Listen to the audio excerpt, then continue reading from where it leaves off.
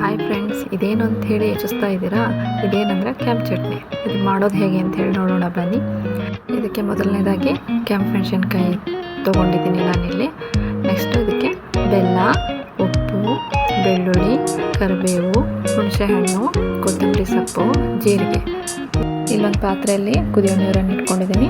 Gas off ಮಾಡಿದ ನಂತರ ಆ ಕುದಿಯೋ ನೀರಿಗೆ, ಅಂದರೆ ಬಿಸಿ ನೀರಿಗೆ, ಈ ಮೆಣಸಿನ್ಕಾಯನ್ನು ಹಾಕಿ ಒಂದು 5 ಮಿನಿಟ್ಸ್ ಎತ್ತಿಡಬೇಕು. ಅಂದರೆ ಅದು ಬಿಸಿ ನೀರಲ್ಲೆಲ್ಲ ಅದು ಮೆಣಸಿನ್ಕಾಯಿ ಇರೋದೆಲ್ಲ ಮೆತ್ತಗಾಗುತ್ತೆ. ಆ ರೀತಿಯಾಗಿ ಕಲರ್ ಕೂಡ ಚೇಂಜ್ ಆಗುತ್ತೆ, ತುಂಬ ಸಾಫ್ಟಾಗಿ ಕೂಡ ಆಗುತ್ತೆ. ನೆಕ್ಸ್ಟ್ ಇದಕ್ಕೆ ಒಂದು ಬೌಲಲ್ಲಿ ಹುಣಸೆ ಹಣ್ಣನ್ನು ನೆನೆಸಿಡಬೇಕು.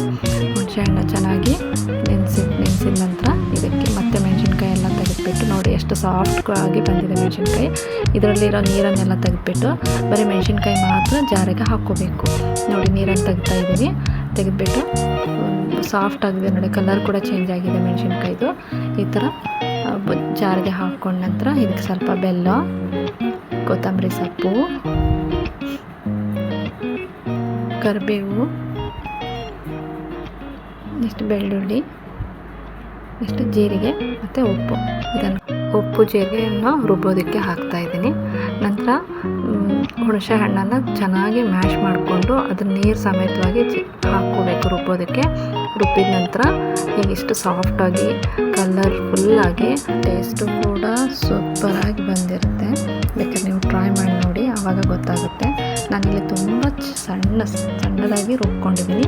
ನೀವು ಸ್ವಲ್ಪ ತರಿತರಿಯಾಗಿ ಕೂಡ ರುಬ್ಕೋಬೋದು, ನಿಮಗೆ ಹೇಗೆ ಬೇಕೋ ಆ ರೀತಿಯಾಗಿ ರುಬ್ಕೊಳ್ಳಿ. ನಂತರ ಇದಕ್ಕೆ ಒಗ್ಗರಣೆಯನ್ನು ಹಾಕ್ಕೊಳ್ಳೋಣ. ಸ್ವಲ್ಪ ಎಣ್ಣೆ, ಸಾಸಿವೆ, ಜೀರಿಗೆ ಮತ್ತು ಬೆಳ್ಳುಳ್ಳಿ ಹಾಕ್ಕೊಂಡ್ಬಿಟ್ಟು ನೆಕ್ಸ್ಟ್ ಅದಕ್ಕೆ ಕರಿಬೇವನ್ನು ಹಾಕಿ ಒಂದು 2 ಮಿನಿಟ್ಸ್ ಬಿಟ್ಟು ನಂತರ ಇದನ್ನು ಜಾರಿಗೆ ಹಾಕಬೇಕು. ಚಟ್ನಿಗೆ ಇದನ್ನು ಹಾಕ್ಬಿಟ್ಟು ಚೆನ್ನಾಗಿ ಮಿಕ್ಸ್ ಮಾಡಿ ಒಗ್ಗರಣೆ ಹಾಕಿದರೆ ಅಲ್ಲೊಂದು ಟೇಸ್ಟ್ ಇರುತ್ತೆ. ಅದರಲ್ಲಿ ಎಣ್ಣೆ ಕೂಡ ಇರುತ್ತಲ್ವ, ಚೆನ್ನಾಗಿ ಮಿಕ್ಸ್ ಆದರೆ ಎಣ್ಣೆ ಹಾಕಿರೋದ್ರಿಂದ ಒಂದು 15 ಅಥವಾ 1 ಮಂತ್ ಕೂಡ ನಾವು ಇಟ್ಕೊಂಡು ತಿನ್ಬೋದು. ಇದನ್ನು ಏನೂ ಆಗೋದಿಲ್ಲ. ಇಲ್ಲಿ ನೋಡಿ, ನಾನು ಗ್ಲಾಸ್ ಬಾಟಲನ್ನು ಯೂಸ್ ಮಾಡ್ತಾಯಿದ್ದೀನಿ. ಈ ಥರ ಚಟ್ನಿಗಳನ್ನು ಗ್ಲಾಸ್ ಬಾಟಲಲ್ಲಿ ಯೂಸ್ ಮಾಡೋದ್ರ ದಿನ ಬರುತ್ತೆ, ಅಂದರೆ ಹಾಳಾಗೋದಿಲ್ಲ. ಅದರಿಂದ ಗ್ಲಾಸನ್ನು ಮಾಡ್ತಾಯಿದ್ದೀನಿ. ಇದು 15 to 30 ಡೇಸ್ವರೆಗೂ ಇಟ್ಕೊಂಡು ತಿನ್ಬೋದು ನಾವು. ನೋಡಿ ಹೇಗಿದೆ. ನಿಮ್ಗೆ ಇಷ್ಟ ಆದರೆ ಲೈಕ್ ಮಾಡಿ. ಅಕ್ಕರೆ ಇಲ್ಲದ ಸಂಬಂಧಕ್ಕೆ ಬಿಕ್ಕಿ ಬಿಕ್ಕಿ ಕಣ್ಣೀರಿಟ್ಟರೇನು, ಅದು ನೀಡುವುದು ಬೇವಿನ ಕಹಿಯೇ ಹೊರತು ಬೆಲ್ಲದ ರುಚಿಯೇನಲ್ಲ. Thank you.